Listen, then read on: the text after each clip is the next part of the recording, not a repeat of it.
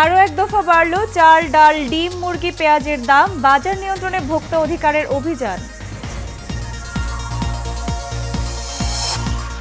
আশুলিয়ায় থানার হত্যা চেষ্টা মামলায় পুলিশ ইন্সপেক্টর আরাফাত 3 দিনের রিমান্ডে।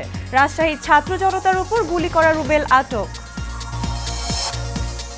এবং কক্সবাজারে 501 মিলিমিটার বৃষ্টিপাত রেকর্ড, তলিয়েছে অধিকাংশ এলাকা। চরম ভোগান্তিতে সাধারণ মানুষ।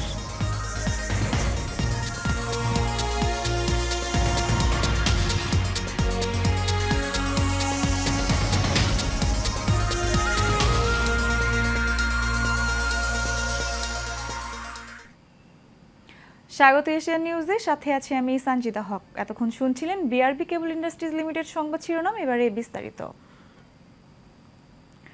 বাজারে আবারও এক দফা বেড়েছে ব্রয়লার মুরগি এবং ডিমের দাম। প্রতি ডজন ডিম বিক্রি হচ্ছে 160 টাকা দরে।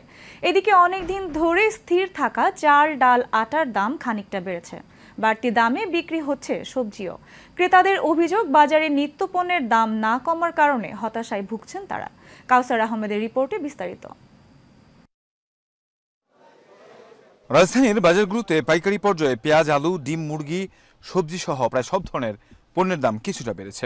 উল্লেখযোগ্য হারে বাড়ছে ডিম এবং ব্রয়লার মুরগির দাম। যেটা ভাবছিলাম যে হয়তো ছাত্র জনতার আন্দোলনের যে অভ্যর্থনের মাধ্যমে যে সরকারের যে একটা পরিবর্তন হয়েছে, ভাবছিলাম যে আরো কিছু ভালো কিংবা দ্রব্যমূল্যের কমে আসবে, আমরা সেভাবে চলতে পারবো, কিন্তু সেটার কোনো প্রতিফলন দেখতে পারতেছি না। সপ্তাহের ব্যবধানে প্রতি হালি ডিম 5 টাকা বেড়ে 55 টাকা বিক্রি হচ্ছে। আর প্রতি কেজি ব্রয়লার মুরগি কিনতে খরচ হচ্ছে 200 টাকা। এছাড়া নতুন করে বেড়েছে আদা রসুনের দাম। বন্যার কারণে একটু যে বাড়ছে, এটা বাস্তব বাড়ছে, হাতি গোড়া না, 2-3 কেজিতে বাড়ছে, এটা ঠিক। কিন্তু যে জায়গাতে বাড়াত আছে, এই বাড়ার মধ্যে আছে, এরপর আর বাড়ে নেই। বাজারের পরিস্থিতি আপনার দাম বাড়তির মধ্যে আছে। আপনার এই যে শসা 60 টাকা কেজি, বেগুন, গোল বেগুন, সাদা গোল, লাল গোল, এগুলা 100 টাকা। আমরা চাই যে আমাদের সবজি সব ধরনের বাজার তরকারি যেন দামটা কমে যায়। এখন উচ্চমানের আলু হচ্ছে 60 টাকা, করলা 80 টাকা। এগুলো তো আমরা নিম্নবিত্ত পরিবারের মানুষদের তো এইভাবে খাওয়া তো সম্ভব না। বাজার তো মোটামুটি একটু সামান্য একটু দিক সেদিক গেছে। অন্যদিকে সবজি সহ নিত্য প্রয়োজনীয় পণ্যের দাম বাড়ায় বিপাকে ক্রেতা বিক্রেতা উভয়ই। বর্তমানে আগের সে দাম অনেক বাড়তি, কারণ হইল ডিম পাওয়া যাইতেছে না। আরো দেখে গেলে আপনার ডিমের একটু ক্রাইসিস আমরা দেখতেছি, যার ফলে নিজের চোখে দেখতেছি ডিম আসলেই পাওয়া যাইতেছে না। গত কয়েক সপ্তাহ তুলনায় এখন আপনার আদার দামটা একটু বেশি, রসুনের দামটা একটু বেশি, পেঁয়াজের দামটা একটু বেশি। এদিকে আন্তর্জাতিক বাজারে ভোজ্য তেলের দাম বৃদ্ধিতে দেশের বাজারেও বাড়ার শঙ্কা রয়েছে বলে জানান বিক্রেতারা। তবে বাজার নিয়ন্ত্রণে এই সরকার ভূমিকা রাখবে বলে আশা সবার। কাউসার আহমেদ, এশিয়ান টেলিভিশন, ঢাকা। ডিমের মূল্য তদারকির লক্ষ্যে রাজধানীর বিভিন্ন বাজার ও আড়তে অভিযান পরিচালনা করেছে জাতীয় ভোক্তা অধিকার সংরক্ষণ অধিদপ্তর। অভিযানে ডিম ক্রয়ের ক্যাশ মেমোতে দাম উল্লেখ না থাকায় ইচ্ছেমতো মূল্য নির্ধারণ করা সহ নানা অভিযোগে 2টি দোকানকে 11,000 টাকা জরিমানা করেছে সংস্থাটি। HM মিতুর report. ঢাকা সহ সারা দেশে ডিমের মূল্য স্থিতিশীল ও সরবরাহ স্বাভাবিক রাখার লক্ষ্যে বাজার তদারকি কার্যক্রম পরিচালনা করছে ভোক্তা অধিকার সংরক্ষণ অধিদপ্তর। এরই ধারাবাহিকতায় রাজধানীর কাপ্তান বাজারে ডিমের আড়তে অভিযান চালায় সংস্থাটির একটি টিম। ভারত থেকে ডিম আমদানির পরেও কিছু জায়গায় মূল্য বেশি রাখার অভিযোগ উঠছে।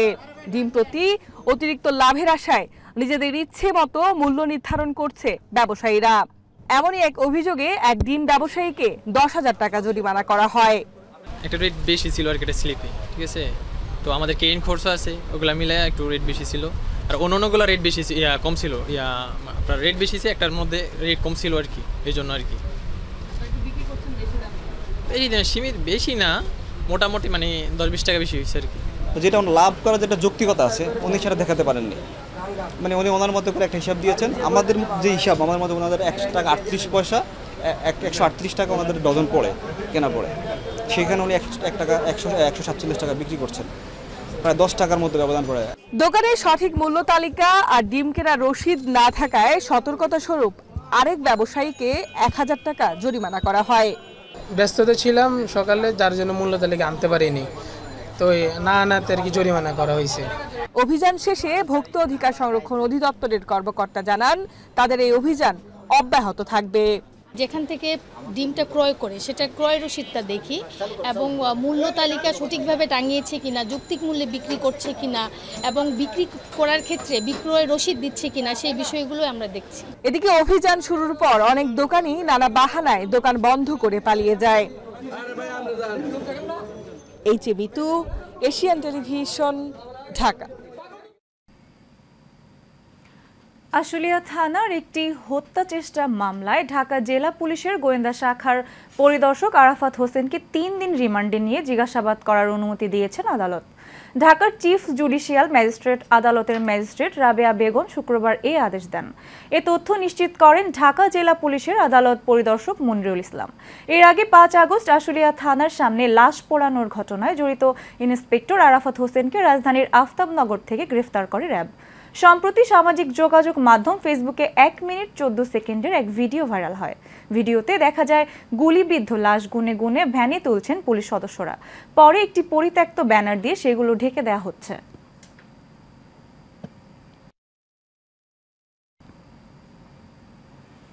বৈষম্য বিরোধী আন্দোলন চলাকালে রাজশাহীতে 2 হাতে 2টি পিস্তল দিয়ে ছাত্র জনতার ওপর গুলিবর্ষণকারী জহিরুল ইসলাম ওরফে রুবেলকে গ্রেফতার করেছে RAB.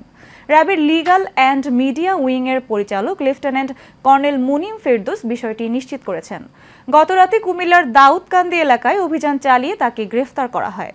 Lieutenant colonel Munim Ferdous জানান, গত 5 আগস্ট রাজশাহী মহানগরীর বোয়ালিয়া এলাকায় বৈষম্য বিরোধী ছাত্র আন্দোলনের বিক্ষোভ চলাকালীন ছাত্র জনতার উপর হামলা ও গুলি বর্ষণ করেন রুবেল নামে এ সন্ত্রাসী। ভিডিওতে দেখা যায় সেদিন 2 হাতে 2টি পিস্তল নিয়ে ছাত্র জনতার উপর গুলি চালাচ্ছিলেন রুবেল।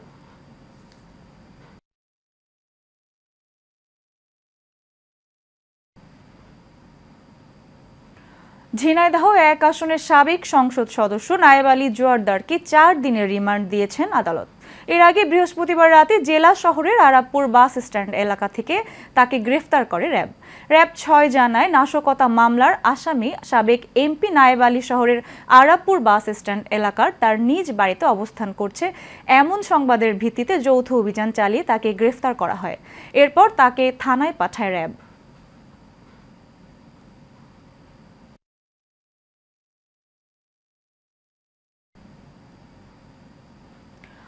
বাংলাদেশে মানবাধিকার লঙ্ঘন, নির্বাচন নিয়ে জালিয়াতি এবং কর্তৃত্ববাদী শাসন ব্যবস্থা নিয়ে সাবেক আওয়ামী লীগ সরকারের বিরুদ্ধে বিদেশে যারা সোচ্চার ছিলেন তাদের মধ্যে অন্যতম সাংবাদিক মুশফিকুল ফজল আনসারী।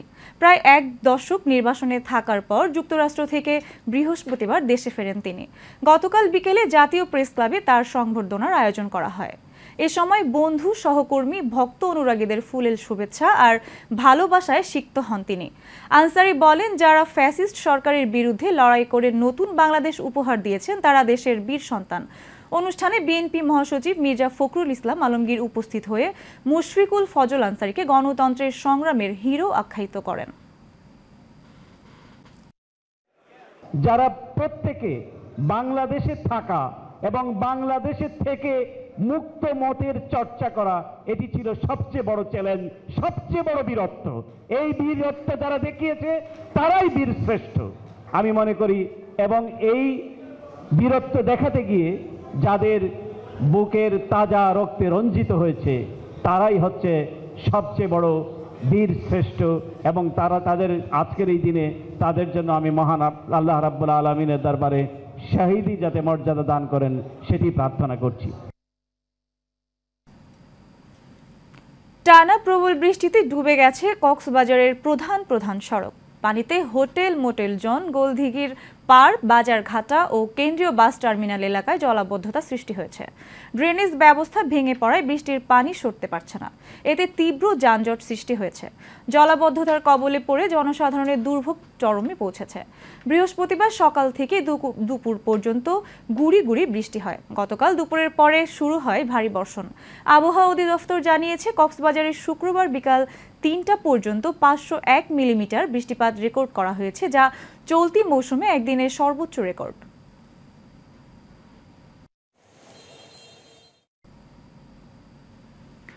বন্যায় ঘরবাড়ি হারিয়ে দিশেহারা কুমিল্লার বানভাসী মানুষ। গোমতী নদীর বাঁধ ভাঙনে পানির স্রোত যে এলাকা দিয়ে গিয়েছে সেই এলাকায় ঘরবাড়ি সহ ভাসিয়ে নিয়ে গেছে আসবাবপত্র ও গবাদি পশু পাখি। কুমিল্লা প্রতিনিধি মোহাম্মদ মাহফুজ আনোয়ারের তথ্য ও ভিডিও চিত্রে বিস্তারিত জানাচ্ছেন সঞ্জিদা হক।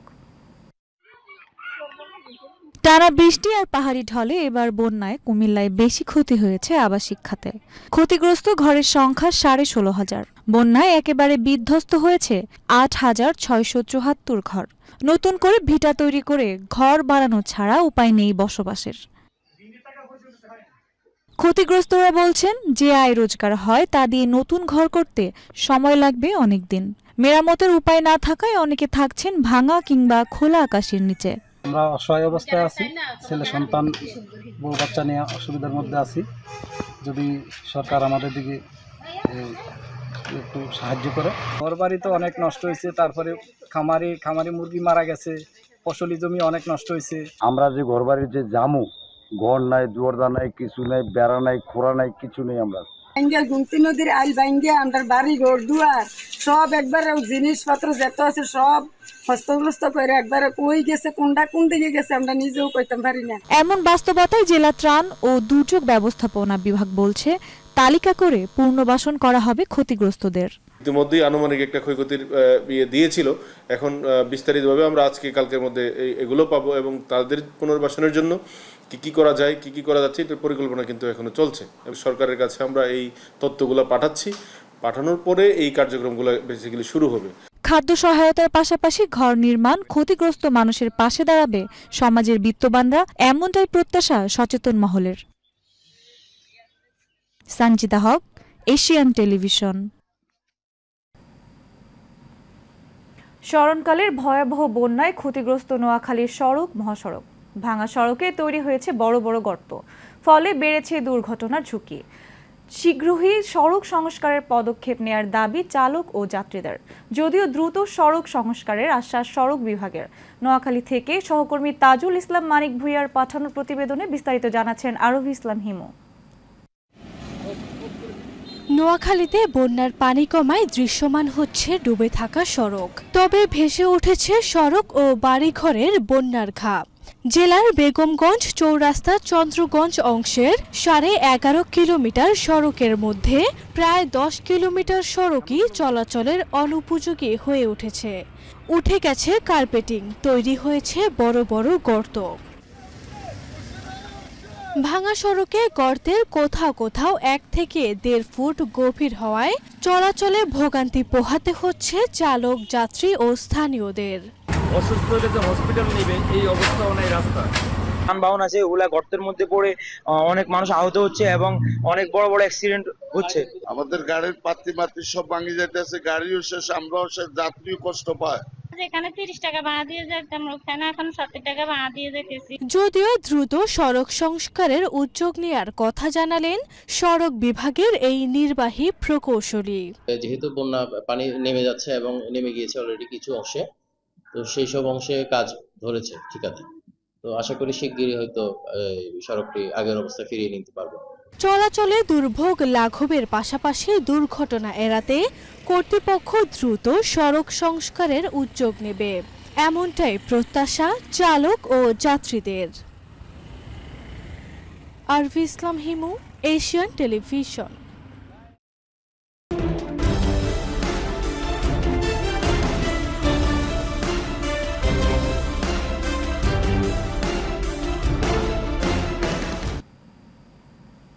বৈষম্য বিরোধী আন্দোলনে পুলিশের গুলিতে নিহত আবু সাইদের কবর জিয়ারত করেছেন রংপুরে নিযুক্ত নতুন জেলা প্রশাসক রবিউল ফয়সাল।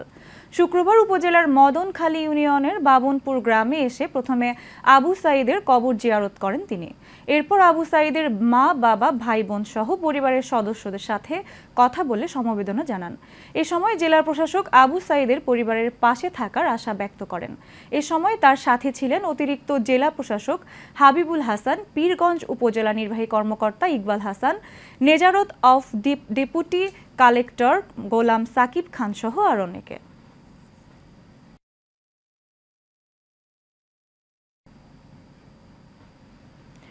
গাইবান্ধার সুন্দরগঞ্জ উপজেলায় খরিফ ২ মৌসুমে কৃষি প্রণোদনা কর্মসূচির আওতায় কৃষি পণ্যের উৎপাদন বৃদ্ধির লক্ষ্যে কৃষকদের মাঝে বিনামূল্যে বীজ ও সার বিতরণ করা হয়েছে।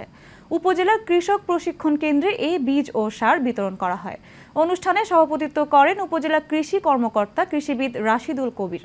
তিনি তার স্বাগত বক্তব্যে কৃষকদের উদ্দেশ্যে বিভিন্ন দিক নির্দেশনামূলক বক্তব্য রাখেন। অনুষ্ঠানে আরও উপস্থিত ছিলেন উপজেলা কৃষি সম্প্রসারণ অফিসার মিজানুর রহমান। এ সময় উপজেলার 15টি ইউনিয়নের প্রান্তিক কৃষকদের পেঁয়াজ মাসকালাইয়ের বীজ ও সার বিতরণ করা হয়।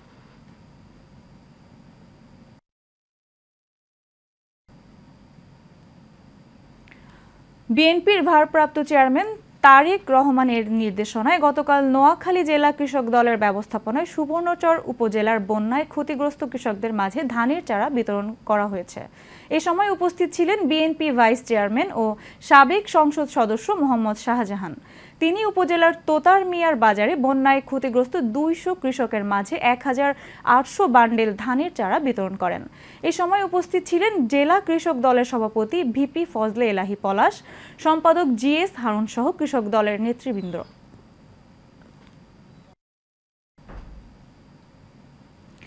গাইবান্ধার সাঘাটা প্রেস ক্লাবের নতুন স্থাপিত কমিটি গঠন করা হয়েছে। বোনারপাড়া হাকিমের মোড় এশিয়ান টিভির প্রতিনিধির কার্যালয়ে আলোচনা সভায় সর্বসম্মতিক্রমে দৈনিক মাধুকর পত্রিকার সাঘাটা প্রতিনিধি আসাদ খন্দকার কে সভাপতি ও এশিয়ান টিভি সাঘাটা উপজেলা প্রতিনিধি নূর হোসেন রেইনকে সাধারণ সম্পাদক করে আগামী 3 বছরের জন্য 17 সদস্যের কমিটি গঠন করা হয়েছে। এ সময় নাজিমুল ইসলাম নয়ন উপদেষ্টা হিসেবে মনোনীত করা হয়।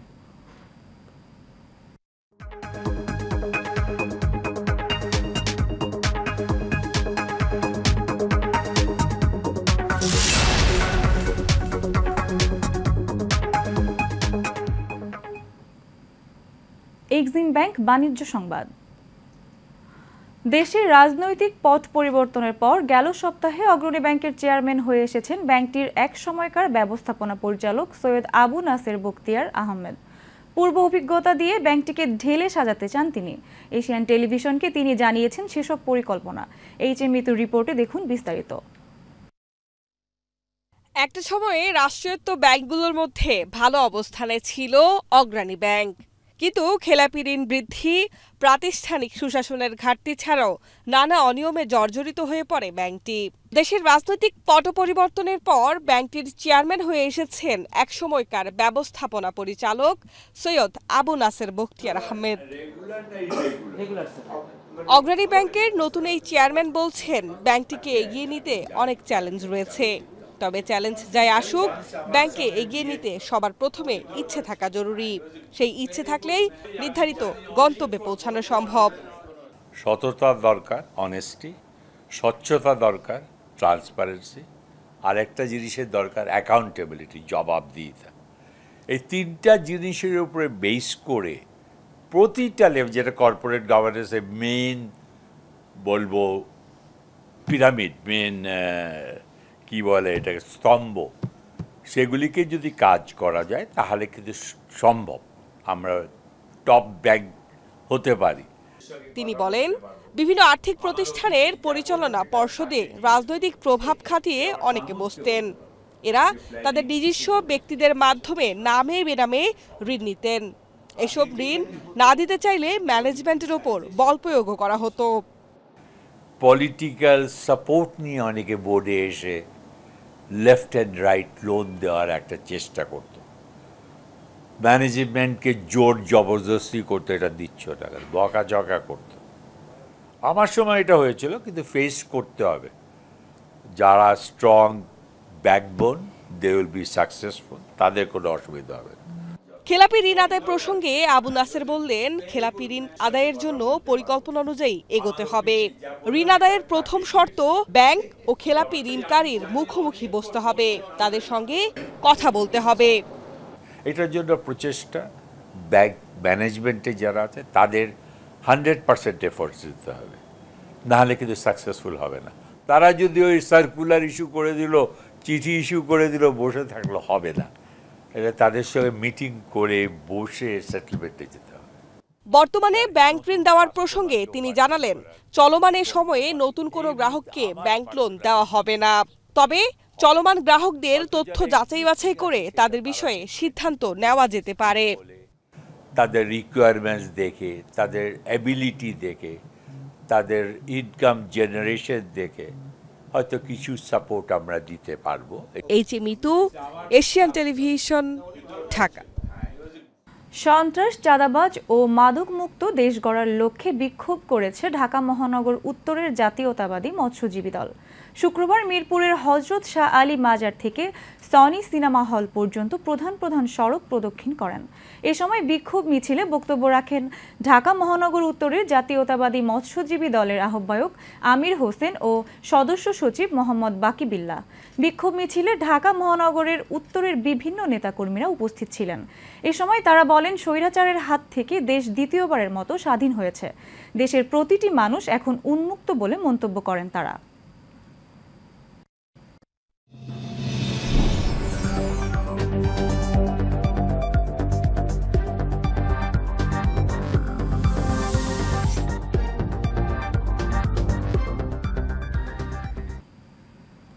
এ পর্যায়ে চট্টগ্রাম সংবাদ। ইসলামী শিক্ষা কেন্দ্র কমপ্লেক্স বান্দরবান এর সম্পত্তি লোপাটের উদ্দেশ্য ও প্রতিষ্ঠানটি দখলের প্রতিবাদে সংবাদ সম্মেলন অনুষ্ঠিত হয়েছে। সকালে জামাল খানের একটি রেস্তোরাঁয় সংবাদ সম্মেলনে বিভিন্ন সমস্যার কথা তুলে ধরেন বান্দরবানে ইসলামী শিক্ষা কেন্দ্রের শিক্ষা পরিচালক মাওলানা আতাউল্লাহ। তিনি বলেন, বান্দরবান জেলা আওয়ামী লীগের সহসভাপতি মাহবুবুর রহমান ও সাবেক পৌর মেয়র জাবেদ রেজা সহ কিছু স্বার্থান্বেষী ব্যক্তি এই মাদ্রাসাটি দখলের জন্য ষড়যন্ত্র, হুমকি, হামলা ও অপপ্রচার চালিয়ে যাচ্ছে। তাই বান্দরবানের এই শিক্ষা প্রতিষ্ঠানটি দখল ও ষড়যন্ত্রের হাত থেকে রক্ষার জন্য প্রশাসন ও সচেতন মহলের কাছে জোর দাবি জানিয়েছেন শিক্ষক ও ছাত্ররা। শেষ করব এশিয়ান নিউজ। তার আগে বিআরবি কেবল ইন্ডাস্ট্রিজ লিমিটেড সংবাদ শিরোনামগুলো জানিয়ে দিব আরও একবার।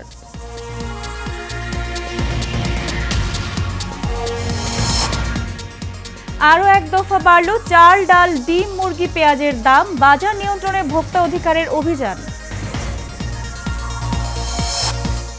আশুলিয়ায় থানার হত্যা চেষ্টা মামলায় পুলিশ ইন্সপেক্টর আরাফাত 3 দিনের রিমান্ডে। রাজশাহীর ছাত্র জনতার ওপর গুলি করা রুবেল আটক। এবং কক্সবাজারে 501 মিলিমিটার বৃষ্টিপাত রেকর্ড, তলিয়েছে অধিকাংশ এলাকা। চরম ভোগান্তিতে সাধারণ মানুষ। এশিয়ান নিউজ এই পর্যন্তই। পরবর্তী সংবাদ দেখার আমন্ত্রণ রইল। ধন্যবাদ সবাইকে।